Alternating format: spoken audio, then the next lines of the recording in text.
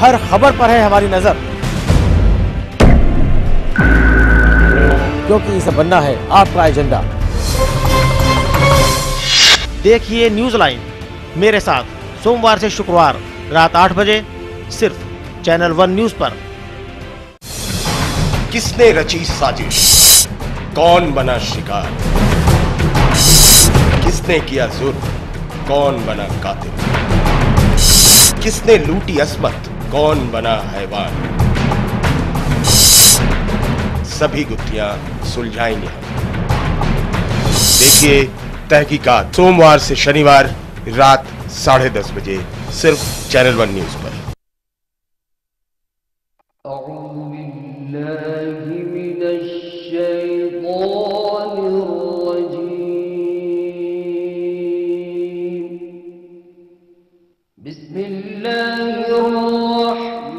देखिए रोजाना सुबह 6 बजे अलिफ टाइम सिर्फ चैनल 1 न्यूज पर।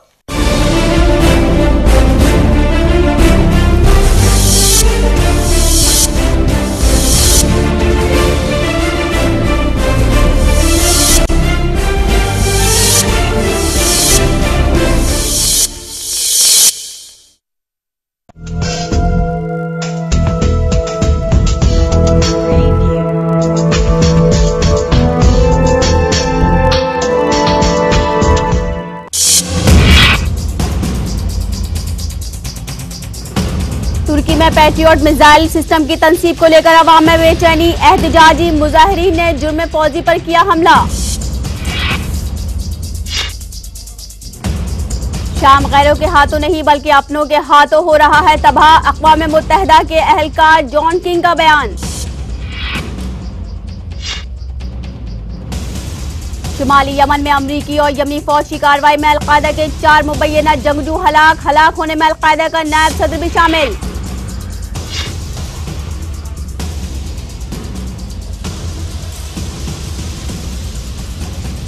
शामी बहरान से लेबनान रहेगा गैर जानिबदार, लेबनान के वजीर आजम का बयान। नाज़रीन आदाब, मैं हूं शमा परवीन, पेश खिदमत है हमारा बुलेटिन खबरें खलीज। अपनी खास पेशकश के साथ हम रूबरू होते हैं खलीजी मुमालिक से जुड़ी अहम खबरों के साथ। और अब खबरें तफसील से। तुर्की में पैट्रियट मिसाइल सिस्टम की तनसीब को लेकर अवाम में बेचैनी पाई जा रही है, जिसको लेकर लोगों ने एहतजाज भी किए हैं। तुर्की में एहतजाजी मुजाहिरीन ने फौजियों पर हमला भी किया। ज़राए के मुताबिक पैट्रियट मिसाइल सिस्टम की तनसीब के मुखालफिन ने एहतजाजी मुजाहरों करके जर्मन के 7 फौजियों पर हमला कर दिया। वाज़ेह है कि ये फौजी सिस्टम की तुर्की में तनसीब लिए तुर्की में आए थे। तुर्की में पैट्रियट मिसाइल सिस्टम की तनसीब को लेकर अवाम में बेचैनी पाई जा रही है, जिसको लेकर लोगों ने एहतजाज भी किए। तुर्की में एहतजाजी मुजाहिरीन ने जर्मन फौजियों पर हमला भी किया। ज़राए के मुताबिक तुर्की में पैट्रियट मिसाइल सिस्टम की तनसीब के मुखालिफिन ने एहतजाजी मुजाहरे करके जर्मनी के 7 फौजियों पर हमला किया। वाज़ेह रहे ये फौज इस सिस्टम की तुर्की में तनसीब के लिए तुर्की में आए हुए हैं। ज़राए के मुताबिक दर्जनों अफराद ने इनकरा में जर्मनी के सफारत खाने के सामने एहतजाजी मुजाहरा किया। मुजाहरे के दौरान जर्मनी से मुतालबा किया कि वो अपने मिसाइल वापस ले जाए। इससे कबल तुर्की के शहर इस्कंदरून में भी सिस्टम के खिलाफ मुजाहरा हो चुका है। वाज़ेह रहे नाटो ने शाम तुर्की सरहद पर पैट्रियट मिसाइल तनसीब किए हैं, जिसको लेकर शामी हुकूमत में भी तशवीश पाई जाती है। शामी हुकूमत ने नाटो के इस अमल की कई मरतबा सख्त लहजे में मजम्मत भी की है और पैट्रियट तनसीब को अरब इलाकों के लिए खतरे से ताबीर किया है। दूसरी जानिब ईरान भी तुर्की में पैट्रियट मिसाइल तनसीब की कड़े अल्फाज में मजम्मत कर चुका है। ईरान ने मगरबी ताकतों पर इल्जाम लगाते हुए कहा था कि मगरबी ताकतें खलीज ममालिक में अपना दबदबा कायम रखने के लिए इस तरह के नाशाइस्ता अमल अंजाम दे रहे हैं। इसी के मद्देनजर तुर्की में पैट्रियट मिसाइलों की तनसीब की गई है ताकि अरब ममालिक में खौफ पैदा किया जा सके। वही नाटो का कहना है कि वो दिफाई सूरत में पैट्रियट मिसाइल का इस्तेमाल कर सकते हैं। तुर्की की आवाम का पैट्रियट की तनसीब को लेकर गम गुस्सा जाहिर करना इस बात का सबूत है कि पैट्रियट की तनसीब को लेकर तमाम अरब नाटो के इस अमल से नाराज है। Bureau report, channel 1 news. शाम की कौंसिल ने बशार अल असद हुकूमत पर इल्जाम आयद किया है कि हमास शहर में नस्ली तहरीर की पॉलिसी पर अमल कर रही है जो शहर में किसी बड़े बहरान का पेश खेमा हो सकती है। शामियों की नुमाइंदा कौंसिल ने बैनुल-अक़वामी बिरादरी शाम से मुतालबा किया है कि वह फौरी सिवाहिल फराहम करने के लिए आगे बढ़े। उधर दूसरी जानिब में इंसानी हुकूक के नेटवर्क मुल्क में 105 हलाकतें रिकॉर्ड की गई हैं, जिसमें बड़ी तादाद हल्ब और दमिश्क के लोगों की है। पता नहीं यार, कसम से क्या लिखते हैं ना मुझे।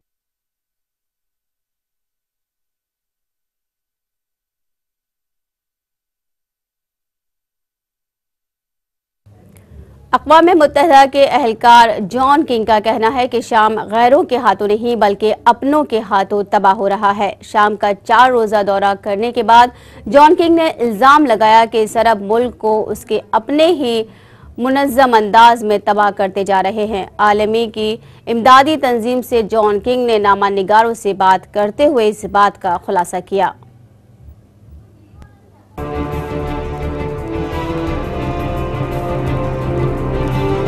अक़वाम मुत्तहिदा के एहलकार जॉन किंग ने इल्जाम लगाया है कि शाम गैरों के हाथों नहीं बल्कि अपनों के हाथों तबाह हो रहा है। शाम का 4 रोज़ा दौरा करके लौटने के बाद उन्होंने इस बात का इजहार किया और कहा कि इस अरब मुल्क को उसके अपने ही एक मुनज़्ज़म अंदाज में तबाह करते जा रहे हैं। आलमी इदारे की एक तंजीम से वाबस्ता जॉन किंग ने एक प्रेस कॉन्फ्रेंस में शाम की आंखों देखा ताज़ा सूरत हाल का नक्शा इन अल्फाज में खींचा और कहा कि जब तक मैंने अपनी आंखों से नहीं देखा था मैंने तसव्वुर नहीं किया था शाम के एक मुतहरिक माशरे के लिए लाज़मी इंतजामी साख्तियात में से कितना कुछ तबाह हो चुका है।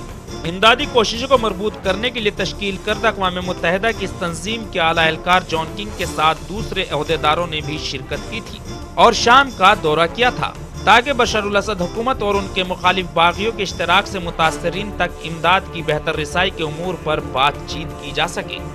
किंग और उनके साथी शाम में जंग से मुतासिर हमस भी गए थे, जहां उनके दौरे के मौके पर 4 घंटे के लिए जंग बंदी तय पाई थी।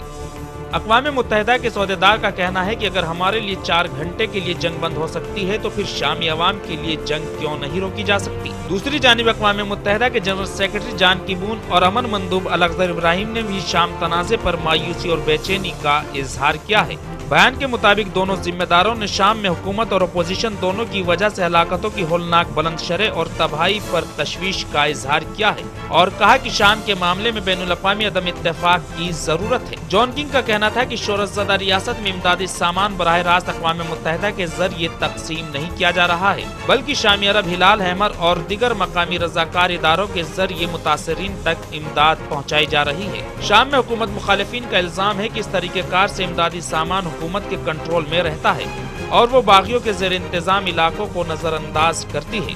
वाज़ेह रहे असद हुकूमत ने इस महीने अक़वाम मुत्तहिदा को 110 मकामी रज़ाकार इदारों के नाम दिए थे। जॉन किंग के मुताबिक आलमी इदारे ने 45 एजेंसियों के साथ राब्ता कायम कर लिया है क्योंकि हर जगह पहुँचना तंजीम का अव्वलीन हदफ है। Bureau report channel.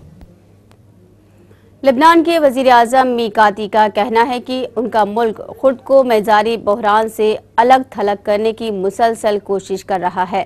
उनका कहना है कि उनकी शामी बशर अल असद से गुज़िश्ता 2 साल से बातचीत नहीं हुई है। उन्होंने ये भी कहा कि शाम की सूरत हाल पर गुफ्तगू करते हुए उन्हें वहाँ रोज़ाना के वाक़यात में बेपनाह गुनाह की हलाकतों पर अफसोस है और लेबनान अपने वसाइल के मुताबिक शामी मुहाजिरीन की इज़दाद कर रहे हैं। लेबनान के वज़ीर आज़म नजीब मीकाती का कहना है कि उनका मुल्क खुद को शाम में जारी बहरान से अलग थलग करने की मुसलसल कोशिश कर रहा है। उनका ये भी कहना है कि शामी सदर बशर अल असद से गुज़िश्ता 2 साल से उनकी कोई बातचीत नहीं हुई है। शाम की सूरत हाल पर गुफ्तगू करते हुए उन्होंने वहाँ रोजाना तशद्दुद के वाक़यात में बेगुनाह लोगों की हलाकतों पर अफसोस का इजहार किया और लेबनान अपने वसाइल के मुताबिक शामी मुहाजिरीन की इमदाद कर रहा है। उन्होंने ये भी बताया कि इस वक्त लेबनान में शामी मुहाजिरीन की तादाद तकरीबन 2,06,000 से तजावुज कर चुकी है। इस लिहाज से मुहाजिरीन की सूरत हाल खतरनाक सतह तक पहुँच चुकी है और लेबनान अपने तौर पर इन मुहाजिरीन की जरूरियात को पूरा करने की सलाहियत नहीं रखता। एक इंटरव्यू के दौरान उन्होंने कहा कि लेबनान पर खित्ते में जारी उथल पुथल के मनफी असरात मुरतब हुए हैं और खास तौर पर सियासत का शोबा बुरी तरह मुतासिर हुआ है। गुज़िश्ता साल के दौरान लिबनान में गैर मुल्की सयाहों की आमद में नुमाया कमी वाक़ हुई थी। हालांकि उनके बकौल लिबनान को मशरिक़ वस्ता का स्विट्ज़रलैंड करार दिया जाता है। उन्होंने लिबनान की इक़्तिसादी सूरत हाल के हवाले से गुफ्तगू करते हुए कहा कि शाम में जारी खाना जंगी के मनफी असरात से निपटने की कोशिश कर रहे हैं। सरहदी इलाकों में बदअमनी और खुद लिबनान में अमन व अमान की सूरत हाल बेहतर न होने की वजह से गैर मुल्की सरमायाकारी में भी नुमाया कमी वाक़ हुई है। इस वक्त उनके मुल्क पर कर्जों का बोझ तकरीबन 56 अरब डॉलर है। गैर मुल्की कर्जों के बोझ के अलावा लिबनान को मुख्तलिफ मसाइल का सामना भी है, लेकिन उसके बावजूद नजीब मीकाती का कहना है कि बैंककारी का शोबा तरक्की कर रहा है। अलबत्ता मुल्क की मजमूई शरह नमू 2% के लगभग है। लिबनानी वज़ीर आज़म स्विट्ज़रलैंड के शहर ड्यूविस में आलमी इक़्तिसादी फोरम में शिरकत के लिए पहुँचे हुए हैं। इससे पहले वो एक कारोबारी शख्सियत के तौर पर इस फोरम में शिरकत करते रहे हैं। अब कि वो अपने मुल्क को दरपेश माशी और सियासी चैलेंजेस के हवाले से इजहार ख्याल करेंगे। इनका कहना है कि वो दूसरे ममालिक के मंदूबीन को लिबनान में सरमायाकारी के शानदार मौक़े के बारे में भी आगाह करेंगे। Bureau report, channel 1 news. शुमाली यमन में अमरीकी यमनी फौज की मुश्तरका कार्रवाई में सऊदी शहरी और यमन में अलकायदा के नायब सदर समेत 4 मुबैना जंगजू हलाक हो गए हैं। मकामी के मुताबिक मुसलसल चौथे दिन भी अलकायदा के निशाना बनाने के मुताबिक अलकायदा के जंगजू सऊदी सरहद से यमन अलजैफ सूबे की तरफ जा रहे थे, जहां पर उनकी कार को निशाना बनाकर ड्रोन हमला किया गया, जिससे कार में सवार 4 अफराद की वाक़े पर ही मौत हो गई। वाज़ेह है कि अलकायदा ने यमन हुकूमत के खिलाफ छेड़ रखा है। वहीं इस जंग में अमरीका अलकायदा के खिलाफ यमन हुकूमत की मुखालफत कर रहा है।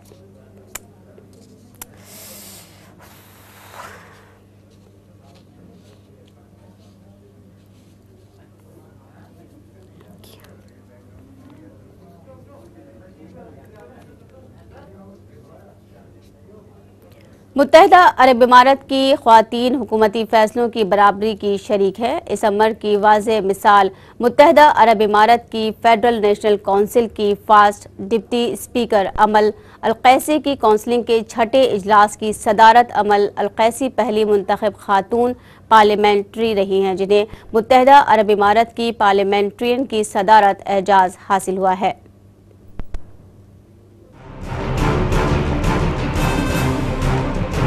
मुत्तहिदा अरब इमारात की ख़वातीन हुकूमती फ़ैसलों में बराबर की शरीक हैं। इस अमर की वाज़ेह मिसाल यूएई की फेडरल नेशनल काउंसिल की फर्स्ट डिप्टी स्पीकर अमलुल कबीसी की काउंसिल के 6ठे इजलास की सदारत है।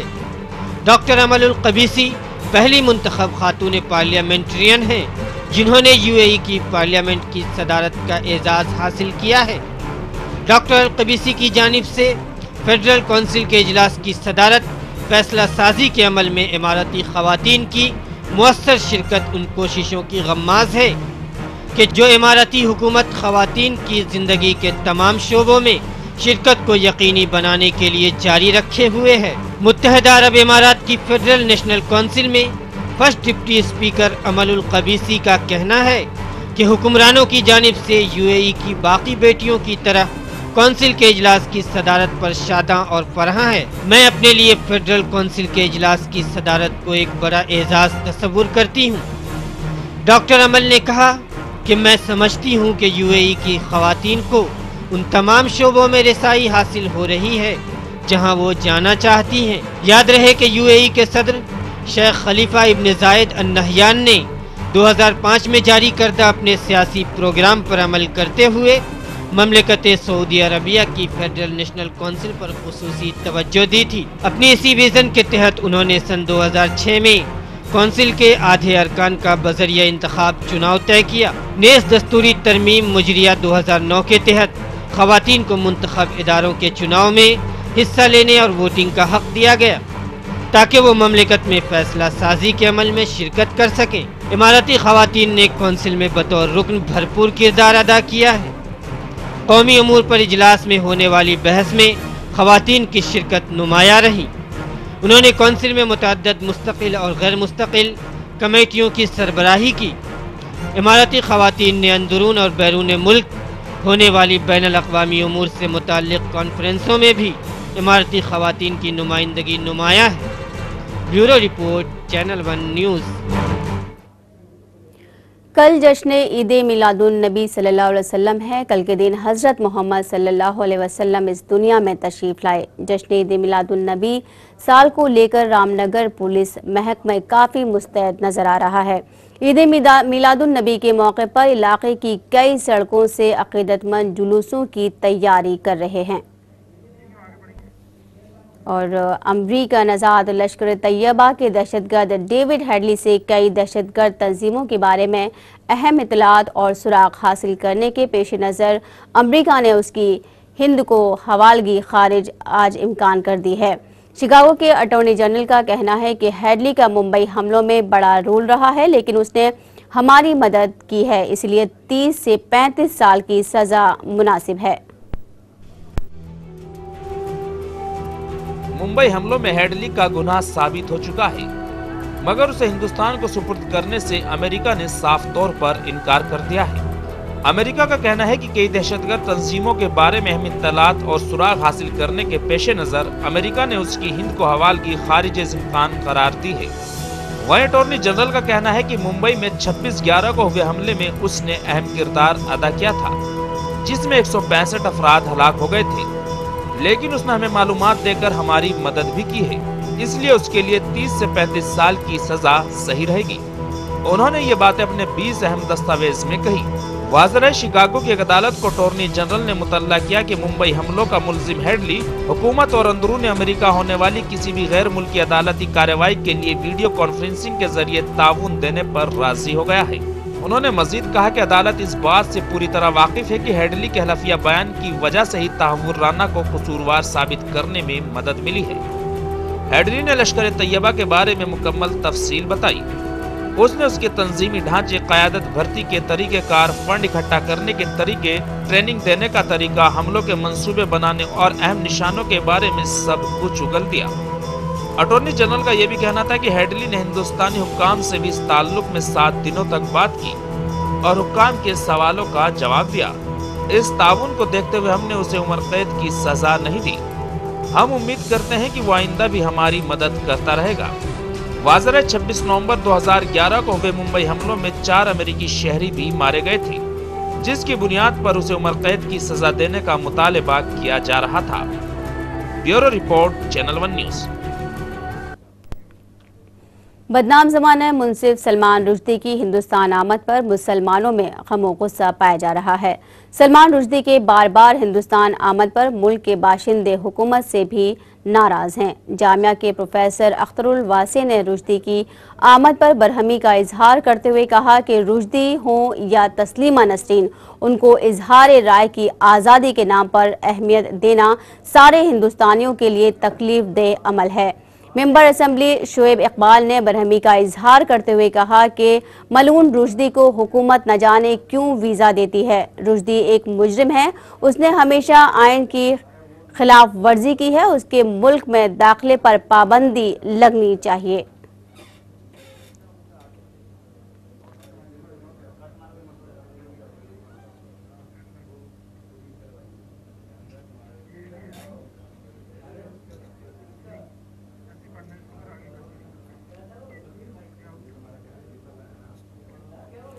रिश्तों की हकीकत का इन्हिसार मोहब्बत पर होता है और मोहब्बत के कुछ तकाजे होते हैं। मोहम्मद अहले बैत का तकाजा है कि कानून शरीयत की मुकम्मल पासदारी की जाए। इन ख्यालात का इजहार मस्जिद शियाने अली में मुनक़िदा अलविदाई इजलास में किया गया। इस मौके पर मौलाना मोहसिन तक़वी ने कहा कि इमाम हुसैन अलैहिस्सलाम की मोहब्बत कोई जुनून नहीं बल्कि अतिया खुदा है, जिसके लिए तमाम साहिब इमाम को आज़ाए हुसैन में शरीक होकर खुदा का शुक्र अदा करना चाहिए। जस्टिस वर्मा कमेटी ने अपनी रिपोर्ट हुकूमत को सौंप दी है। इस रिपोर्ट में सख्त तरीन कानून बनाने का मुतालबा किया गया है। इस रिपोर्ट में कहा गया है कि महज आबरू रेजी के वाक़यात को रोकने के लिए सख्त कानून बनाने से जुर्म को रोका नहीं जा सकता, बल्कि उस पर अमलो आवरी जरूरी है। लेकिन वर्मा कमेटी आबरू रेजी के मामलात में फांसी की सजा देने के हक में नहीं है।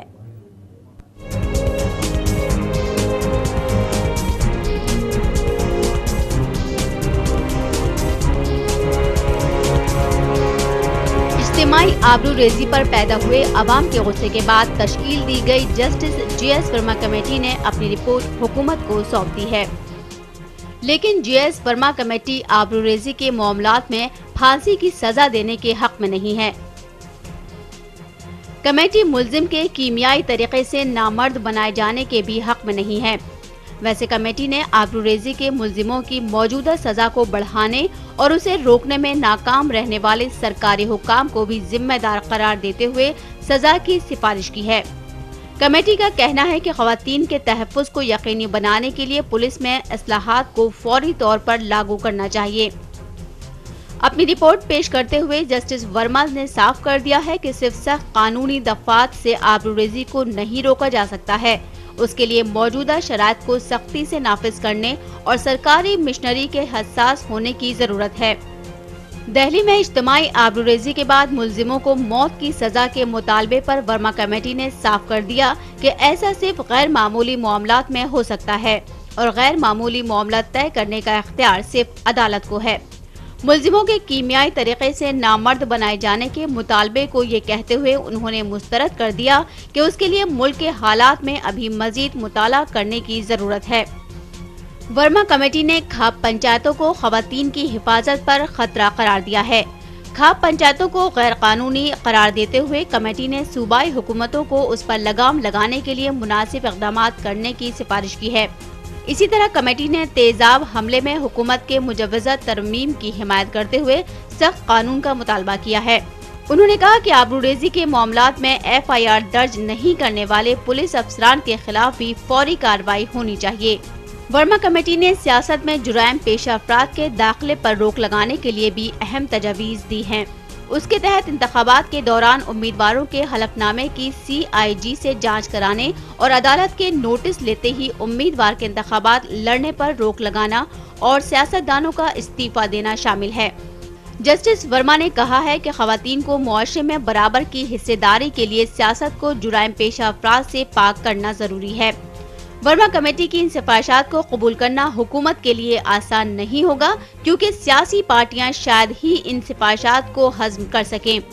अपनी रिपोर्ट पेश करते हुए जस्टिस वर्मा ने कहा कि अभी सिर्फ संगीन जुर्म के मामले में सजा होने की सूरत में ही नुमाइंदगी कानून के तहत इंतखाबात लड़ने पर पाबंदी है, लेकिन उसका दायरा बढ़ाया जाना चाहिए।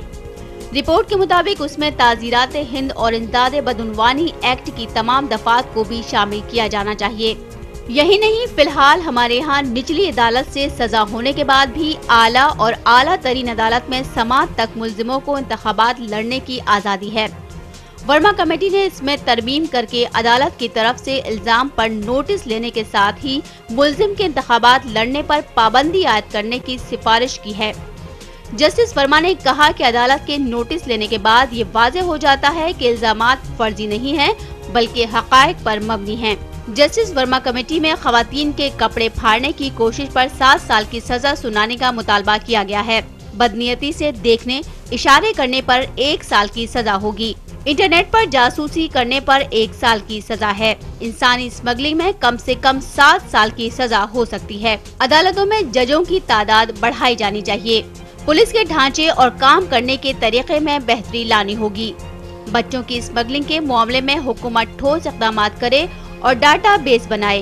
कानून पर अमल करने वाली एजेंसियां रहनुमाओं के हाथ का खिलौना न बने। सरकारी इदारों के कामकाज में शफाफियत और जवाबदेही लाई जाए। दिल्ली की कानून निज़ाम में जवाबदेही को लेकर तजब्जुब की हालत खत्म की जाए।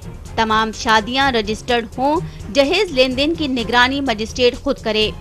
मामला दर्ज करने में नाकाम या ताखीर करने वाले अफसरान पर सख्त कार्रवाई होनी चाहिए।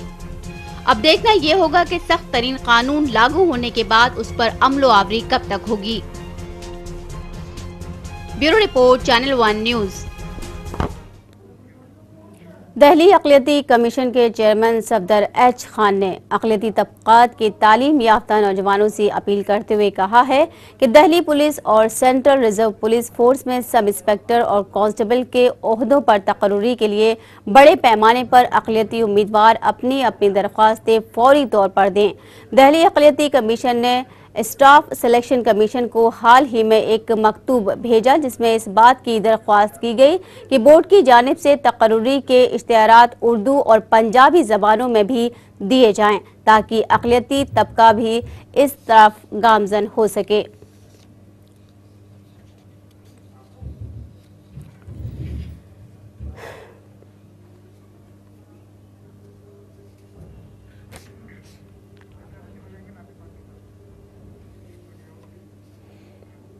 और जाते जाते आपको छोड़ जाते हैं नावते पाक के साथ। हमें दे इजाज़त, अल्लाह हाफिज़।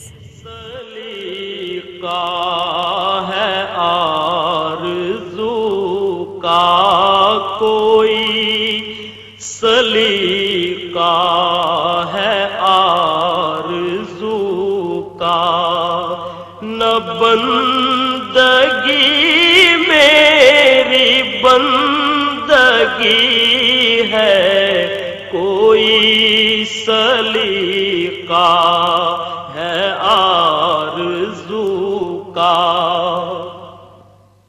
कोई, सलीका है आरज़ू का, न बंदगी मेरी बंदगी है, ये सब तुम्हारा करम है आका, ये सब तुम्हारा करम है आका, के बात अब तक बनी हुई है, ये सब तुम्हारा करम है आका, के बात अब तक बनी हुई है, कोई सलीका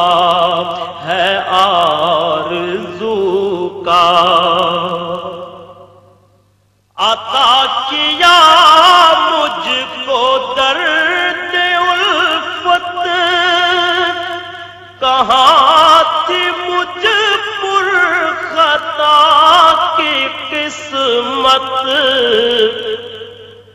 अता किया मुझको दर्द उल्फत, कहाँ थी मुझ पुर खता की किस्मत, मैं इस करम के कहाँ था काबिल, मैं इस करम के कहाँ था काबिल, हुजूर की बंदा परवरी है, मैं इस करम के कहाँ था काबिल, हुजूर की बंदा परवरी है, ये सब तुम्हारा करम है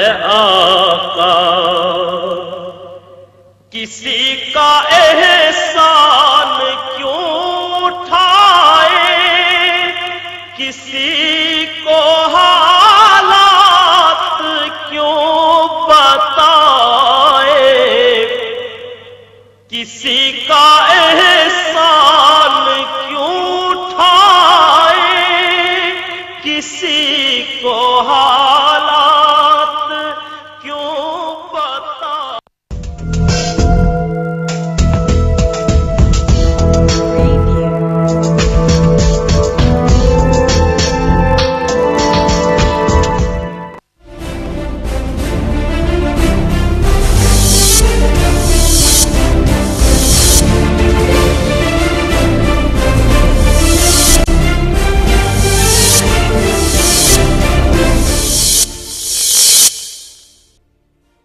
PACL इंडिया लिमिटेड पेश करते हैं पर्ल्स रेजिडेंसी मोहाली।